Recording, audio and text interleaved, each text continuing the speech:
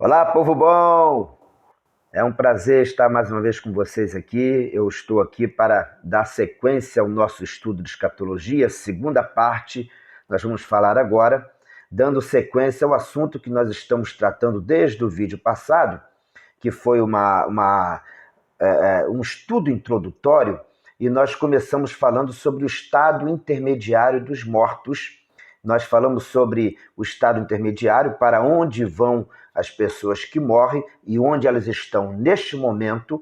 E falei um pouquinho também, compartilhei com vocês um pouquinho sobre o inferno, né, a situação das pessoas que partiram e hoje estão no Hades, no Seol, no inferno.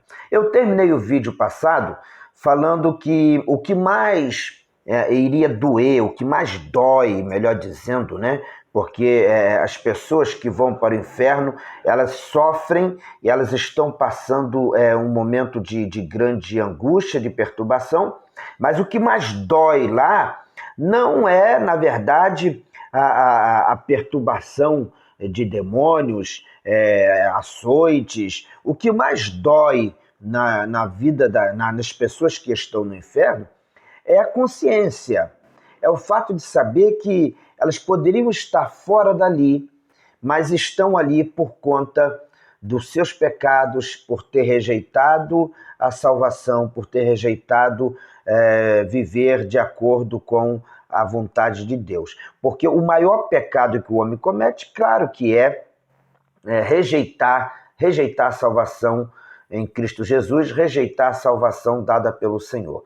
Então, o que mais vai doer nas pessoas no inferno é, sem dúvida nenhuma, a sua consciência.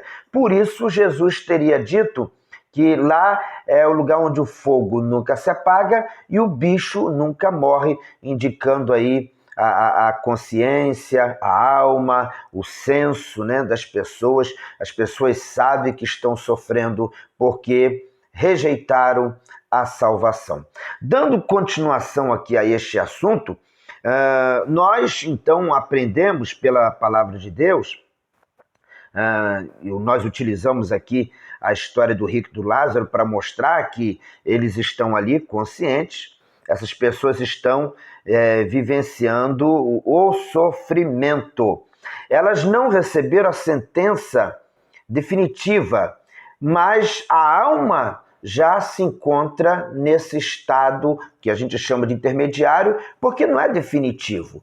Passa a ser definitivo, evidentemente, a partir do juízo final, quando a pessoa receber ali a sentença final, e aí a Bíblia diz que o próprio inferno será lançado no lago de fogo. Mas as pessoas que partiram sem Jesus, que rejeitaram a salvação, elas já se encontram no estado de sofrimento, esse estado intermediário, não ressuscitaram ainda, né, porque vão ressuscitar no juízo final para receber um corpo para sofrimento eterno, mas hoje as suas almas, a sua consciência, o seu ser, né, alma e espírito, estão enfrentando já as consequências do pecado. Bom, e os justos? E os justos? Nós falamos aqui no vídeo anterior que o seio de Abraão e o próprio Seol, o inferno, estavam separados por um abismo. E quem estava de um lado não poderia atravessar para o outro. Mas o texto nos faz entender que eles estão no mesmo nível, que um poderia olhar ao lado do outro, principalmente do inferno nesse caso, né, onde estava o rico, ele poderia enxergar o que estava acontecendo no seio de Abraão. E aí, como é que fica as pessoas que estão no seio de Abraão? Como é que se desenvolve essa questão, esse assunto? Bom, eu já falei para todos vocês que Hades é uma palavra que define o mundo dos mortos.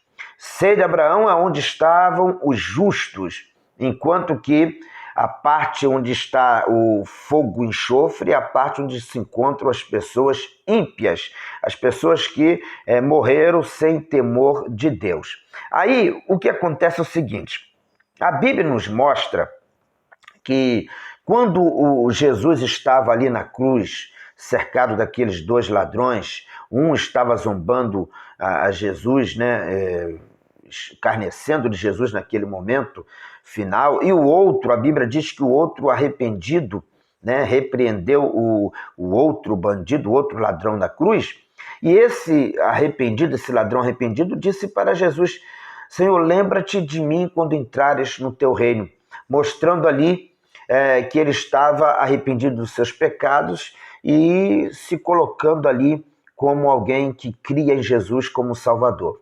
E a Bíblia diz que Jesus respondeu para ele: hoje estarás comigo no paraíso. É interessante nós notarmos que Jesus falou que ele estaria no paraíso com ele naquele dia mesmo. Jesus fez uma promessa para aquele homem. O céu, gente, é uma realidade. O céu é real.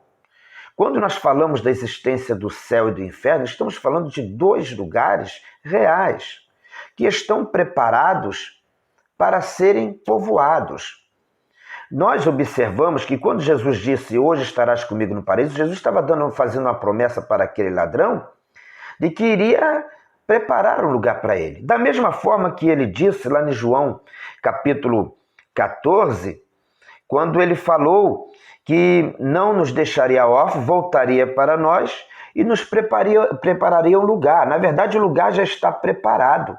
Jesus disse que ele voltaria, lá em João capítulo 14, e eu faço questão de ler aqui para que vocês entendam com clareza. Jesus disse assim: na casa do meu pai há muitas moradas. Se não fosse assim, eu vou-lhe teria dito: vou preparar-vos lugares. Jesus está dizendo o seguinte: se não tivesse lugar preparado, eu iria preparar para vocês. Mas, na verdade, o lugar já está preparado. Aí Jesus, na sequência, diz: se eu for e vos preparar lugar, virei outra vez e vos levarei para mim mesmo, para que onde eu estiver, estejais vós também. Observe que Jesus está dizendo que vai preparar o lugar. Se não tivesse preparado, ele prepararia, mas ele tem um lugar reservado para aqueles que creem nele como Salvador. Tá certo? Mas e aí? E o seio de Abraão? Afinal de contas, nós vamos para o seio de Abraão? O seio de Abraão não fica embaixo, separado por um abismo? Nós vamos para o seio de Abraão ou nós vamos para o céu?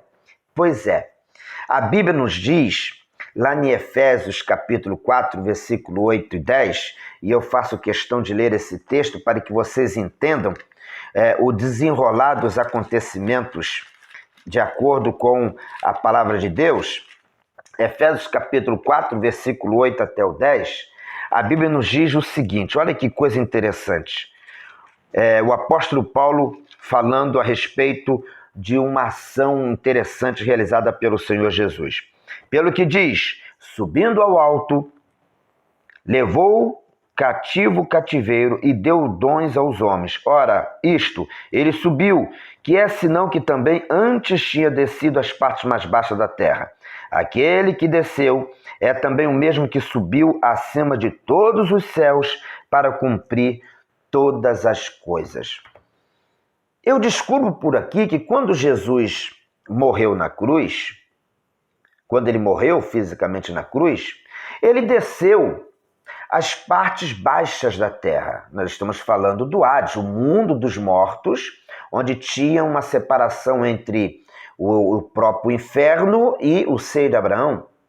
Nós encontramos também na carta de Pedro, 1 Pedro capítulo 3, versículo 19 e versículo 20, um texto que acaba confirmando isso que nós acabamos de ler em Efésios. 1 Pedro capítulo 3, versículo 19 e 20, o apóstolo Pedro diz assim: no qual também foi e pregou aos espíritos em prisão, os quais em outro tempo foram rebeldes, quando a longanimidade de Deus esperava nos dias de Noé, e enquanto se preparava a arca, na qual poucas, isto é, 8 almas, se salvaram pela água. Olha que revelação interessante. Jesus teria descido às partes mais baixas da terra e teria se apresentado àqueles que já estavam lá, que rejeitaram a salvação, desde os tempos de Noé, desde os tempos do dilúvio. Claro que quando o texto fala aqui que Jesus pregou os espíritos em prisão, não significa que Jesus pregou para a salvação, mas significa que eles lá conheceram uma salvação que eles rejeitaram desde os tempos de Noé. Deu para vocês compreenderem? Então a gente acaba entendendo, com base nesses textos bíblicos, que quando Jesus morreu, naquele período que ele estava morto fisicamente, ele desceu às partes mais baixas da terra. Levou consigo os cativos que estavam em cativeiro. Ele levou consigo. E aí os que estavam lá no inferno viram a chegada de Jesus para resgatar os que estavam no seio de Abraão.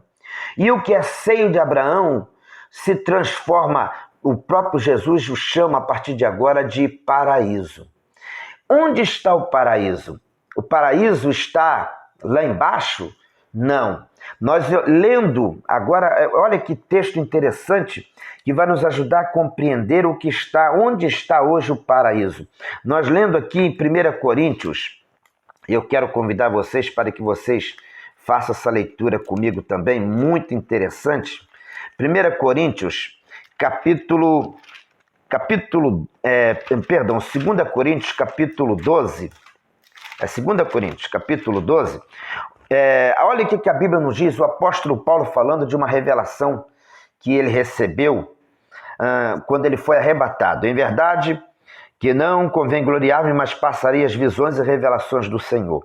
Conheço um homem em Cristo que há 14 anos, se no corpo não sei, se fora do corpo não sei, Deus o sabe, foi arrebatado até o terceiro céu.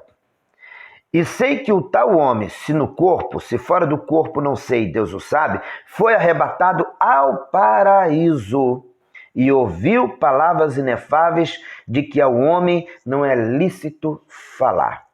O que Paulo está dizendo aqui é que ele foi levado ao paraíso, o mesmo paraíso que Jesus também garantiu àquele ladrão na cruz que ele iria chegar naquele mesmo dia. E esse paraíso, o apóstolo Paulo diz que está no terceiro céu, ou seja, subiu, está nas alturas, está na glória. A Bíblia nos fala sobre 3 céus. O céu, a atmosfera, que é esse que a gente conhece, azul. O céu cósmico, que não tem cor, né? O céu cósmico, onde ficam as estrelas, onde ficam os planetas, onde ficam os grandes meteoros, os cometas. E o terceiro céu, que é a morada de Deus. Eu aprendo com esse texto bíblico aqui que o paraíso está no céu. E a Bíblia nos faz entender, sim, que as pessoas que hoje morrem fisicamente, as suas almas estão guardadas em algum lugar reservado na glória no céu, esperando o dia do arrebatamento da igreja, para que esses corpos ressuscitem, esses que morreram em Cristo, ressuscitem com seus corpos, para que, juntos com todos aqueles que forem arrebatados, possam, formando assim essa grande igreja noiva de Cristo, receber toda a sorte de bênçãos e benesses que Deus tem preparado para os seus. Resumo desse ponto aqui que nós estamos tocando. O céu é real, ele existe, é morada de Deus.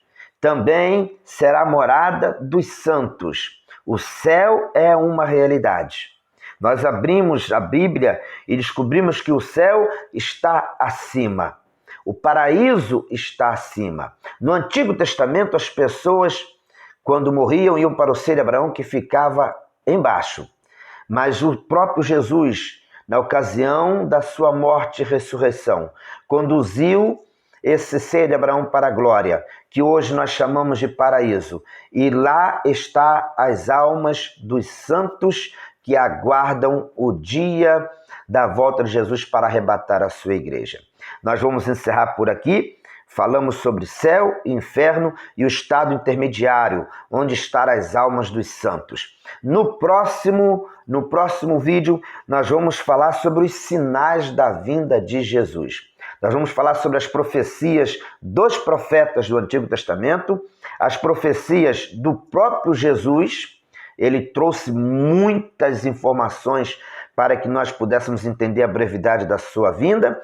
E vamos falar também sobre as profecias dos apóstolos, e vocês vão ver que essas três classes de profecias, dos profetas, do próprio Cristo e dos apóstolos, se convergem e apontam para que nós entendamos de fato que a vinda de Jesus está próxima. Me aguarde, no próximo vídeo estaremos falando sobre esse assunto. E quero pedir a vocês que vocês compartilhem esse vídeo com quem vocês quiserem, se inscreva também no nosso canal, dê aí o seu like, faça o seu comentário, isso tudo é importante para que a gente possa prosseguir com esse projeto aqui, e eu tenho certeza que será de grande edificação para todos nós, tá certo? Que Deus abençoe a todos, a paz do Senhor Jesus para cada um de vocês. Ora, vem Senhor Jesus, essa é a nossa esperança, e assim nós vamos caminhando até Jesus voltar. Que Deus abençoe.